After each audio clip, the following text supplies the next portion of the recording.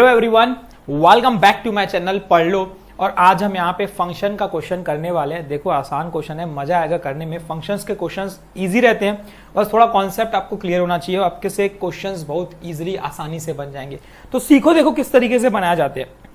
JEE main 2024 recent year 5 अप्रैल shift second में पूछा हुआ सवाल आज हम देख रहे हैं। देखो क्या बोल रहा है, let f g such that R tense to R be defined as function of x दिया हुआ है mod of x minus one and g of x दिया हुआ है e raise to power of x when x is greater than equal to 0 और x plus 1 when x is less than equal to 0, then the function of f of g of x। देखो fog of x, तो इसमें पता करना है कि जो function f of g of x है वो कौन सा आने वाला है। देखो ऑन टू आने वाला है कि 1 1 आने वाला है कि दोनों नहीं आने वाला है कि दोनों में से कोई एक आने वाला है। तो 1 1 और ऑन टू का कॉन्सेप्ट आपका क्लियर होना चाहिए ये बनाने के लिए। अब 1 1 ऑन टू का कॉन्सेप्ट बहुत कोई हार्ड चीज नहीं है, बहुत इजी चीज है। एक चीज है मैं आपको लास्ट में बताऊंगा, आपको क्लियर हो जाएगा 1 1 ऑन टू। फिलहाल तो फंक्शन समझते हैं ना एक एक करके कि ये बोलना क्या चाह रहा है, f of g of x क्या बोलना चाह रहा है। देखो ध्यान से समझो, क्वेश्चन बहुत ईजी है, कुछ भी नहीं है। देखो जब भी फंक्शन ऑफ एक्स की बात कर रहा है तो ये है mod of x minus one. देखो यहां एक्स है तो यहां एक्स है, ये तो हमें पता ही है। फंक्शन ऑफ एक्स मतलब एक्स का सारे एक्स के वेरिएबल। अब अगर मैं बात करूंगा, देखो f of g of x, ये समझने की बात है। देखो जहां जहां फंक्शन में x था मैं क्या पुट करूंगा, g ऑफ x पुट करूंगा, बिल्कुल। तो अब देखो x, जहां पे x की जगह मैं क्या पुट कर दूंगा, g ऑफ x। अब जहां बात आती है मॉड की भाई, तो दो कॉन्सेप्ट। देखो मॉड के क्वेश्चंस हम कंटिन्यूअसली करते आ रहे हैं, तो इतने अगर आप मेरे वीडियोस को देख रहे हो तो चैनल देख रहे हो तो क्लियर हो गई होगी, और नहीं देख रहे हो तो चैनल को सब्सक्राइब कर लो ताकि कंटिन्यूअसली आगे तो कम से कम क्लियर हो जाए चीजें। तो देखो मॉड का कॉन्सेप्ट सिंपल सा है। मॉड क्या करता है, मॉड इसको दो पार्ट में तोड़ता है। किस पार्ट में भाई, इसकी वैल्यू पूरी की वैल्यू पॉजिटिव कब, जब ये पूरा मॉड मतलब g of x minus one greater then 0 होगा। चलो इससे पहले मैं एक थोड़ा सा आपको एग्जाम्पल दे लेता हूं। देखो अगर सिंपल सी मैं बात करूं मॉड ऑफ x की, ये दो कैटेगरी में टूटता है, दो पार्ट में टूटता है। ये x वैल्यू बनता है जब x greater than equal to 0 बनता है, और ये माइनस x बनता है जब x लेस देन 0 बनता है। इतना तो आपको पता है।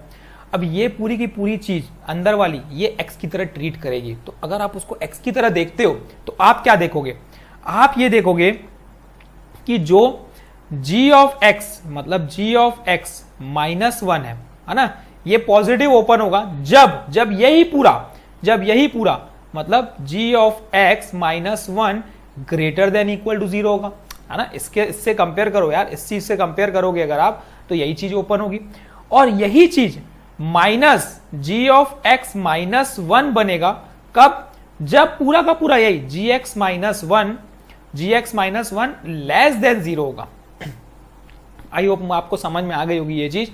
सिंपल हम देखो कंपेयर कर रहे हैं उसके साथ, तो ये कॉन्सेप्ट निकल के आता है। तो थोड़ा सा अरेंज कर देते हैं, थोड़ा सा इसको g of x minus one है ना, इसको थोड़ा उधर ट्रांसफर करेंगे तो ये g ऑफ x क्या बन जाएगा, greater than equal to 1, sorry 0 plus 1 1, ठीक है ना इस केस में। और इस केस की बात करेंगे तो माइनस g ऑफ x ये हो जाएगा प्लस 1 कब, जब g ऑफ x हमारा क्या होगा, लेस देन क्या होगा, 1 होगा। अब इतनी चीज समझ में आ गई। अब इसको हम f of g of x में देखते हैं। g ऑफ x मेरा क्या है, देखो g of x greater then 1 कब होगा, g ऑफ x की वैल्यू ग्रेटर देन 1 मतलब ये वैल्यू ग्रेटर देन 1। तो किस केस में, दोनों में से किस केस में जो g ऑफ x है वो ग्रेटर देन 1 होगा, ये समझो। देखो x ग्रेटर देन 0 पे, x ग्रेटर देन 0 पे ये g of x greater then 1 होगा। क्यों, क्योंकि एक्सपोनेंशियल फंक्शन है। देखो 0 e raise to power of 0 put करोगे तो 1 आएगी, और e raise to power of 1 put करोगे तो 1 पॉइंट समथिंग आएगी, e रेज टू पावर 2, तो मतलब ग्राफ एक्सपोनेंशियल चलेगा, मतलब ये 1 से बड़ी आएगी। तो हमें पता चल चुका है कि g ऑफ x की वैल्यू 1 से बड़ी इस फंक्शन पे होगी, e raise to power of x पे। तो मैं g ऑफ x को रिप्लेस करता हूं e ऑफ x से, तो ये बन जाएगा मेरा, देखो f of g of x equal to ये बन जाएगा e raise to power of x minus one where x is greater than कितना हो जाएगा, इक्वल टू 0। दूसरा चेक करते हैं। दूसरा क्या है, दूसरा minus of g x plus one जब g x less than one किस केस में रहेगा, इसी केस में रहेगा। तो ठीक है। तो जहां जहां क्या होगा, देखो जहां जहां gx है मैं क्या पुट कर दूंगा x+1, यही होगा ना भाई, gx की जगह x+1 पुट हो जाएगा, तो ये बन जाएगा -(x+1+1) कब, जब x is less then 0 case बनेगा। तो अब ये बना क्या, ये बना e⁻x-1, ठीक है ना, इस केस में x > 0, और दूसरा -(x-1+1) जब x इज लेस देन 0। तो यहां से ये भी कैंसल, बनी क्या फंक्शन e⁻x-1 - x, इस केस में x इज > 0 और इस केस में x इज लेस देन 0। बस ये मेरा क्या मिल गया, देखो फॉग f(g)(x) मुझे मिल चुका है। अब इसको हम लोग ग्राफ के थ्रू समझते हैं। जब x 0 से बड़ा है, मतलब 1 2 3 4 की बात करते हैं, तब जो इसका ग्राफ बनेगा, अगर इसके ग्राफ को हम नोटिस करेंगे, इसके ग्राफ को अगर हमें नोटिस करेंगे, तो इसका एक्सपोनेंशियल फंक्शन 0 से बड़े में e⁻x-1, मतलब यहां से स्टार्ट होगा और ये इंक्रीज ही जाएगा। सिंपल सा कॉन्सेप्ट है ना, क्योंकि अगर मैं सिर्फ e⁻x होता तो वो 1 से स्टार्ट होता है, मुझे पता है नेगेटिव से स्टार्ट होकर पॉजिटिव जाता है। तो अभी देखो इस बात की बात करते हैं हम लोग, अभी हम लोग इसकी बात करते हैं। देखो ये e⁻x-1 x > 0 पे, जैसे अगर मैं x की वैल्यू 0 भी ले लेता हूं तो e⁻0 0 1 हो जाएगा, 1 - 1 0, तो मतलब यहीं से ओरिजिन से स्टार्ट होगा, मुझे समझ में आ गया। और पॉजिटिव वैल्यू रहेगी, क्योंकि एक्सपोनेंशियल हमेशा क्या रहती है, पॉजिटिव वैल्यू रहती है। बात आती है -x की। दूसरा क्या है, देखो y = -x, ये कब बनेगा, जब x की वैल्यू हम नेगेटिव में रखेंगे। तो जब x की वैल्यू नेगेटिव रखेंगे तो y हमेशा पूरा का पूरा पॉजिटिव मिलेगा मुझे, x की वैल्यू नेगेटिव रखोगे तो y पॉजिटिव मिलेगा, क्योंकि -x है। तो जो लाइन जाने वाली है वो कुछ इस तरीके से जाने वाली है, y = x पे। तो अब मुझे देखो इस ग्राफ के थ्रू हमने इसको प्लॉट कर दिया, दो फंक्शंस को। अब समझते हैं कि ये कौन सा टाइप का फंक्शन है भाई, 1 1 है, ऑन 2 है, क्या है। तो अगर आप नोटिस करोगे, देखो y x की 2 वैल्यू पे, अगर मैं ये हॉरिजॉन्टल बनेगा, ये भी हॉरिजॉन्टल बनेगा, ये भी हॉरिजॉन्टल बनेगा। इसका मतलब क्या है, इसका मतलब ये है कि x की 2 वैल्यू पे, है ना, x की 2 वैल्यू पे y एक वैल्यू आ रही है। x की 2 वैल्यू पे, देखो ये x की 2 वैल्यू पे y की एक वैल्यू आ रही है। पर 1 1 क्या बोलता है, 1 1 ये बोलता है भाई कि x की एक वैल्यू पे जो उसकी इमेज होगी वो सिंगल होगी। इमेज सिंगल मतलब अगर हम y x की जगह कोई वैल्यू पुट कर देते तो y आएगा, वो डिफरेंट आएगा हर x की वैल्यू पे। लेकिन यहां मुझे क्या दिख रहा है, यहां मुझे ये दिख रहा है कि x के 2 वैल्यू पे y एक आ रही है। तो ये 1 1 फंक्शन तो हुआ ही नहीं, क्योंकि 1 1 फंक्शन के लिए ये चीज होनी चाहिए कि एक पे एक। अब बात करते हैं कि ऑन टू क्या होता है। देखो ऑन टू डिपेंड करता है कोडोमेन पे। ऑन टू ये होता है, समझते हैं हम लोग, एक से समझते हैं। देखो ये सेट है A, ये सेट है B, आपका क्लियर हो जाएगी चीज। देखो ये 1, ये 2, ये 3 और ये है A B C। 1 1 ये बोलता है कि एक का एक इमेज, एक का एक इमेज, एक का एक इमेज, ये मुझे 1 1 बोलता है। लेकिन ऑन टू क्या बोलता है भाई, ऑन टू ये बोलता है कि भाई B का कोई भी एक भी इमेज ऐसा नहीं होना चाहिए जो छूटना चाहिए। मतलब वो जो B में जितने भी एलिमेंट्स होंगे वो किसी न किसी का इमेज होना कंपलसरी है, तभी वो ऑन टू कहलाएगा। अगर एक भी छूटा तो मतलब ऑन टू नहीं है। अगर एक का ये है, ठीक है ना, ये 2 का एक सिंगल इमेज हो सकती है, ठीक है, वैसे ही 3 का ये है, वैसे ही सपोज ये छूट गया, ये छूट गया, इसका मतलब ये ऑन टू नहीं है। लेकिन अगर ये कवर हो जाता है, एक एलिमेंट आ गया 4 और इसके साथ ये मैच हो गया, उसकी इमेज निकल गई, तो अब B के पूरे एलिमेंट क्या हो गए, उसमें आ गए। तो अब ये कहलाएगा क्या, ये कहलाएगा मेरा ऑन टू फंक्शन। तो ऑन टू फंक्शन, देखो ऑन टू फंक्शन की अगर बात करेंगे तो ऑन टू फंक्शन में सारे एलिमेंट कवर हो रहे हैं, मतलब ये एक तरीके से क्या हो जाएगा, रेंज हो जाएगी। अब ये पूरी की पूरी रेंज है ना, बी सेट पूरा का पूरा क्या रहता है, ए सेट का एक रेंज है। तो अब रेंज और कोडोमेन, रेंज और कोडोमेन, और इसी को हम क्या बोलते हैं, कोडोमेन भी बोलते हैं ना। ए अगर डोमेन है तो बी कोडोमेन है। तो रेंज और कोडोमेन आपस में बराबर होना चाहिए। अगर रेंज और कोडोमेन आपस में बराबर है तो मैं बोल दूंगा कि भाई ऑन टू फंक्शन है, क्योंकि सारे एलिमेंट कवर हो रहे हैं, उनकी सारी इमेज है, एक्स की सारी वैल्यूज की कोई ना कोई एक इमेज है वाई में। लेकिन अगर मैं यहाँ पे इसकी रेंज की निकालता हूँ, इसकी रेंज निकालता हूँ, तो इसकी रेंज निकलती है 0 से, ठीक है, कहाँ तक जाती है भाई, इन्फिनिटी तक जाती है। इसकी रेंज तो यही निकलेगी ना यार, 0 से लेकर इन्फिनिटी, यही से जाएगी ना, वाई 0 से लेकर इन्फिनिटी तक जाएगी। तो अब इसका रेंज है 0 से इन्फिनिटी, लेकिन हमने क्वेश्चन में पढ़ा था कि भाई जो फंक्शन का रेंज है वो r टेंड्स टू r है, मतलब कोडोमेन का जो रेंज है वो रियल नंबर में सारे इंक्लूड हो गए।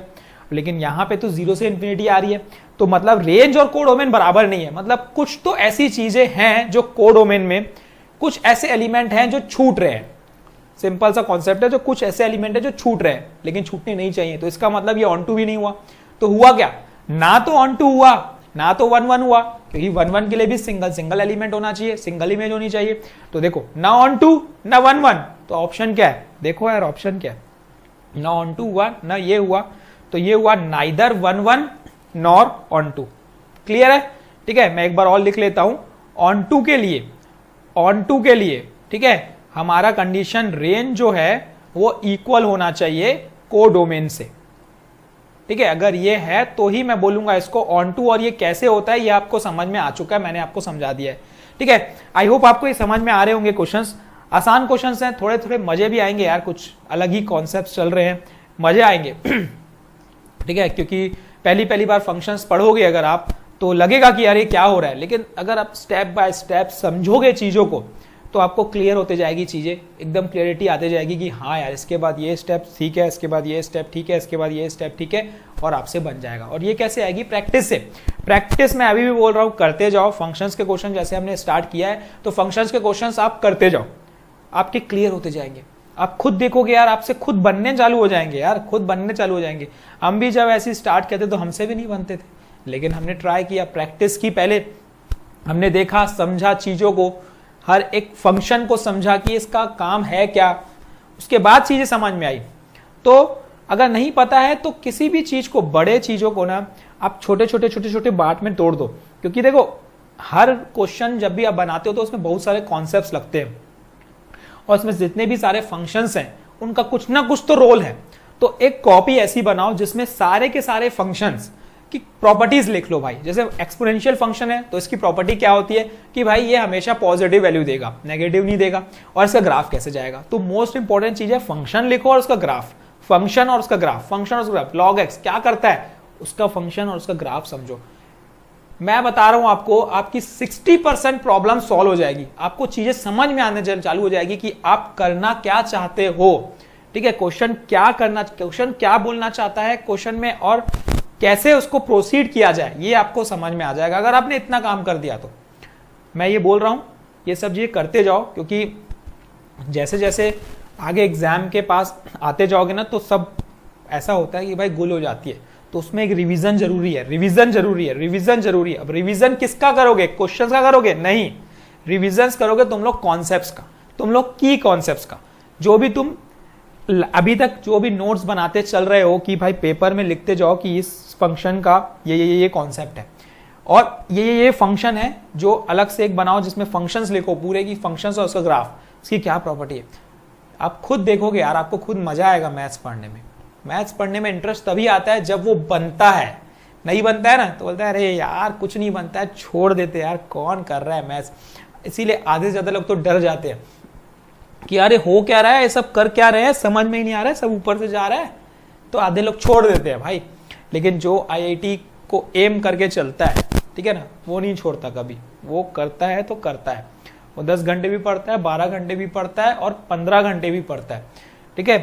तो बस वो आपकी चॉइस के ऊपर रहता है, ठीक, कि आपको कहाँ जाना है, क्या लेवल का तुम सोचते हो, फिर उस लेवल के अकॉर्डिंग आप अपने आप को सेट करते हो।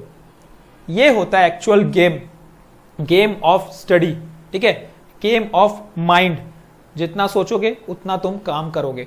तुम सोचोगे ही नहीं कि हम आईआईटी जाएंगे तो उस लेवल का प्रिपरेशन नहीं करोगे। हम लेवल का प्रिपरेशन करते कब है, जब हम उसके बारे में सोचते हैं। तो सोचना इंपॉर्टेंट है, सोचोगे तो उसकी